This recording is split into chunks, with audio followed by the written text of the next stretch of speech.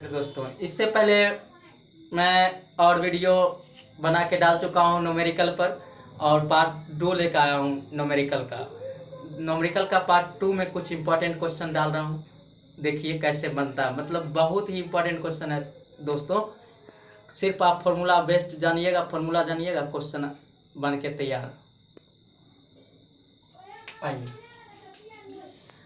Numerical देखिए कितना simple पूछा है। बोलता है कि 12 वोल्ट विभवांतर के दो बिंदुओं के बीच 3 कूलम आवेश को ले जाने में कितना काम करना पड़ेगा, कितना कार्य होगा। कार्य बोल रहा है और दिया है विभवांतर। पहले देख लेंगे क्या क्या दिया है। विभवांतर दिया है, विभवांतर को हम भी से सूचित करते हैं, तो दिया कितना 12 वोल्ट। अब और क्या दिया है, आवेश को Q से सूचित करते हैं, दिया है कितना 3 कूलम। आवेश दिया है 3 कूलम। तो पूछता है W, कार्य को W से सूचित करते हैं, कार्य कितना हुआ W। तो इसके लिए एक सिंपल फॉर्मूला आपको बताते हैं, होता है W बराबर QV। इस फॉर्मूला से आप डायरेक्ट हिट कर सकते हैं। सिर्फ आप फॉर्मूला याद रखिएगा, तुरंत बन जाएगा। W बराबर Q का मान दिया 3 कूलम और V का मान दिया 12 वोल्ट, तो हो गया 12 × 36 कूलम वोल्ट, जिसको जूल भी बोलते हैं। 36 जूल काम किया गया। अगला क्वेश्चन लेते हैं। अगला क्वेश्चन कहता है, यदि एक तार से 15 मिनट में 450 कूलम आवेश प्रवाहित हो तो विद्युत धारा का मान क्या होगा। अब क्या दिया है, टाइम दिया है, समय का मात्रक सेकेंड होता है, लेकिन दिया है मिनट में। इसको सेकेंड बना लेंगे। 15 मिनट बराबर 15 गुना 60 सेकेंड से गुना कर देंगे, आ जाएगा सेकेंड। 15 × 6 = 90, 900 सेकेंड टाइम हमें निकल गया। और दिया कूलम आवेश, इसको T से सूचित करते हैं, तो T बराबर इतना है। और आवेश Q है, Q का मान दिया है 450 कूलम। अब इसमें भी एक रिलेशन होता है, क्या और क्या करा निकालने, धारा करा निकालने, I निकालिए। तो I, T और Q में एक संबंध होता है मेरे दोस्तों। उसके लिए एक सूत्र आपको बता रहा हूँ, वो सूत्र पर बनाइए। तो होता है I बराबर Q/T। ऐसे तो Q बराबर IT होता है, लेकिन यहाँ हमें I निकालना है, इसीलिए I बराबर Q/T।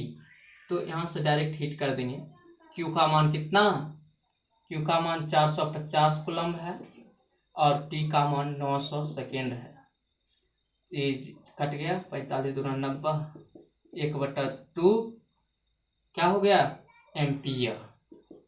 तो 0.5 एम्पियर ही आंसर। क्वेश्चन, 220 वोल्ट स्रोत से निम्नलिखित में से कितना विद्युत धारा लेगा। पहला में दिया है क्या, एक विद्युत बल्ब का तंतु जिसका प्रतिरोध 1100 ओम है। तो आइए देखते हैं कैसे ये होगा। तो हमें दिया क्या है, पहले सबसे पहले वो लिखते हैं। एक नंबर में दिया क्या है, सबसे पहले तो पूरे का दिया है विद्युत धारा, मतलब 220 वोल्ट, मतलब विभवांतर दिया है, 220 वोल्ट, जिसे V से सूचित करें, V बराबर 220 वोल्ट। और हमें विद्युत धारा निकालना है I बराबर वाट। और एक नंबर में दिया है विद्युत बल्ब का तंतु जिसका प्रतिरोध 1100 ओम है। प्रतिरोध दिया है, प्रतिरोध जिसको हम R से सूचित करते हैं। प्रतिरोध दिया है इसमें 1100 ओम। प्रतिरोध का SI मात्रक ओम होता है, तो इसीलिए ये 1100 ओम दिया है। तो हमें निकालना है धारा, प्रतिरोध और विभवांतर, ये तीनों में रिलेशन होता है। वो रिलेशन जानिए, V बराबर IR, ये ओम के नियम से होता है। तो ओम के नियम से, ओम का नियम कहता है V equal to I into R. हमें निकालना है यहाँ से आई बराबर भी बटा आर। भी का मान कितना दिया है, भी का मान दिया है 220 वोल्ट और प्रतिरोध आर दिया है 1100 ओम। तो ये 1 0 से 1 0, 11 दूनी 22, 5 दूनी 10, 1/5 एम्पियर। तो इसको लिख सकते हैं 0.2 एम्पियर। इसका एक नंबर का ये आंसर हुआ। अब दूसरा नंबर को देखिए। दूसरा नंबर में दिया है विद्युत हीटर की कुंडली जिसका प्रतिरोध 110 ओम है। तो फिर से दिया प्रतिरोध आर बराबर 110 ओम। 110 ओम दिया है तो बताइए, फिर वही सूत्र लगे जाएगा, V बराबर आई आर। तो V का आई यहाँ से निकाल लेंगे, V बटा आर। तो V का मान कितना है, वही लेंगे जो शुरू में दिया है 220 वोल्ट, और इसका कितना दिया है प्रतिरोध 110 ओम। तो ये इससे 11 दूनी 22, तो हो गया 2 एम्पियर। यही आंसर।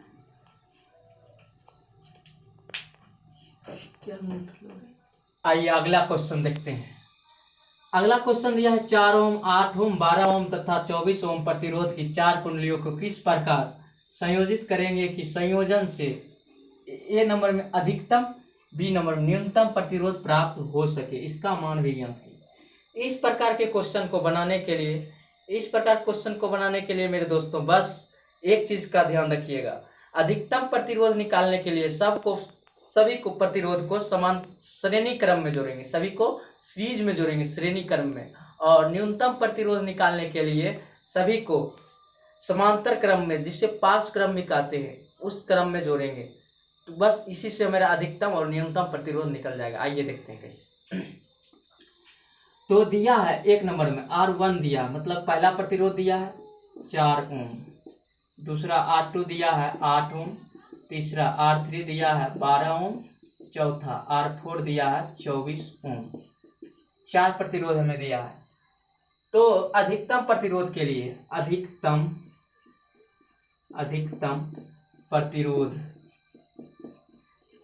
के लिए हमें इसे सीरीज में जोड़ा जाता है, सीरीज में, श्रेणी क्रम में जोड़ेंगे, श्रेणी क्रम में जोड़ा जाता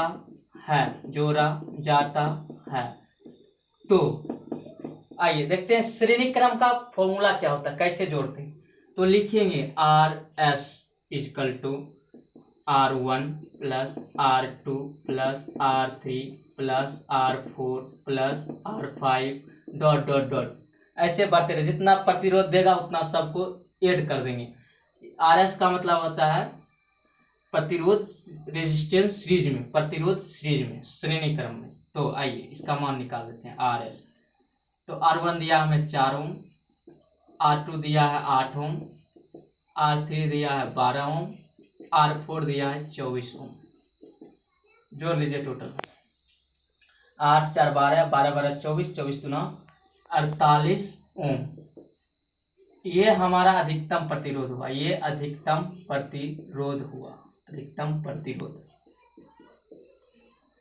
न्यूनतम प्रतिरोध के लिए अब क्या करेंगे, सो देखिए, 1/8। फिर से बताओ, पहले करवे न क्लियर। अब न्यूनतम प्रतिरोध के लिए क्या करेंगे, न्यूनतम प्रतिरोध के लिए आपको बोले थे सीरीज क्रम में, समांतर क्रम में जोड़ेंगे, पैरेलल में। प्रतिरोध को किस में जोड़ेंगे, पैरेलल में। तो पैरेलल के लिए सूत्र होता है, समांतर क्रम के लिए सूत्र होता है, इसी को पार्श्व क्रम भी बोलते हैं। तो 1/RP, 1/RP बराबर 1/R1 जोड़ 1/R2 जोड़ 1/R3, उल्टा कर देंगे और डॉट डॉट डॉट इसी तरह चलते रहेगा। तो यहाँ दिया क्या है, सो देखिए, 1/RP बराबर 1/R1 का मान है 4 ओम जोड़ R2 का मान है 8 ओम, R3 का मान है 12 ओम, R4 का मान है 24 ओम। तो 1/RP बराबर कॉमन लेंगे, एलसीएम लेंगे, कितना एलसीएम कितना होगा, एलसीएम 24 हो जाएगा, 24 ओम। तो 6 चक 24, 6 ओम, 3 ओम, 2 ओम, 1 ओम, 1/RP इक्वल टू 6 3 9 2 11 1 12 ओम, नीचे आएगा 24 ओम। तो 12 दूना 24, तो हो जाएगा कितना, 1/RP इक्वल टू 1/2 ओम। मतलब क्या, उल्टा उलट पलटेंगे तो ये भी पलटेगा, तो RP मेरा न्यूनतम प्रतिरोध कितना हो जाएगा, 2। ये मेरा न्यूनतम प्रतिरोध हुआ, न्यूनतम प्रतिरोध। इस प्रकार आप जान गए होंगे। तो समांतर क्रम में लेंगे तो न्यूनतम प्रतिरोध होगा, श्रेणी क्रम में लेंगे तो अधिकतम प्रतिरोध होगा मेरे दोस्तों, अधिकतम प्रतिरोध होगा। आप देखिए क्वेश्चन, देखिए ये बहुत ही वीवीआई क्वेश्चन है मेरे दोस्तों, बार बार पूछता है। देखिए, एक विद्युत हीटर 220 वोल्ट के स्रोत से 10 एम्पीयर की धारा लेता है। यदि प्रतिदिन इस विद्युत हीटर का उपयोग 5 घंटे तक किया जाए तो 30 दिन में कितना खर्च आएगा, यदि 1 यूनिट का मूल्य 3 रुपया दिया है। तो आइए सबसे पहले हम ऊर्जा ज्ञात करेंगे। ऊर्जा निकालने के लिए देखिए क्या होता है। सबसे पहले दिया हमें भी का मान, मतलब क्या, विभवांतर दिया है, विभवांतर भी कितना, 220 वोल्ट। अब और क्या दिया, धारा, विद्युत धारा, इसको आई से सूचित करते हैं। आई दिया हमें 10 एम्पीयर, विद्युत धारा दिया है और वोल्ट दिया है। अब क्या करेंगे, अब यहां से हम, हाँ, और समय भी दिया है, समय भी दिया है मेरे दोस्तों, कितना, 5 घंटा, टाइम 5 घंटा। तो इसे बदलने की जरूरत नहीं है, क्योंकि इसमें ऊर्जा में घंटा में ही काम होता है, याद रखिएगा। सेकेंड के लिए वहां लेंगे आवेश में, लेकिन यहाँ घंटा में ही रहता है, इसीलिए आइए क्या होता है देखते हैं। तो ऊर्जा के लिए सूत्र होता है, ऊर्जा, विद्युत ऊर्जा बराबर होता है भी गुना करेंगे VIT। तो हमें दिया है भी 220 वोल्ट और I दिया है 10 एम्पीयर और T दिया है 5H, 5 घंटा। तो सबको गुना कर लेंगे, 22 × 110, 110 डबल 0, इतना आ गया किंची के, इतना आया WH, वाट घंटा जो है ऊर्जा का मात्रक होता है, वाट घंटा। तो इसे kWh, मतलब क्या, यूनिट में बदलने के लिए 1 यूनिट बराबर होता है kWh। यूनिट को कहते हैं, 1 यूनिट को 1 kWh। तो ये हमें WH में है, kWh में बदलने के लिए, किलो वाट घंटा में बदलने के लिए 1000 से भाग देंगे, 1000 से भाग देंगे। तो आइए, बटा 1000, तो ये मेरा आ गया किसमें, kWh में। तो ये 3 0 3 0 खत्म, 11 kWh। ये मेरा एक दिन में कहता है प्रतिदिन 5 घंटा उपयोग किया जाता है। तो एक दिन का खर्च, एक दिन का विद्युत ऊर्जा मेरा आया कितना, 11 kWh। तो इसी प्रकार, इसीलिए कितना दिन, 30 दिन, 1 महीना, 30 दिन का विद्युत खपत या ऊर्जा हो गया 30 × 11 kWh। 11 या 33, 330 kWh।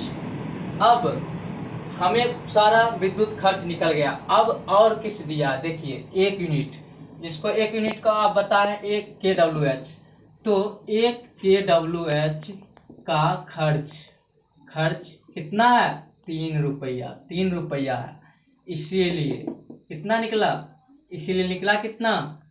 हमें 330 kWh का खर्चा बता दीजिए, गुना कर देंगे।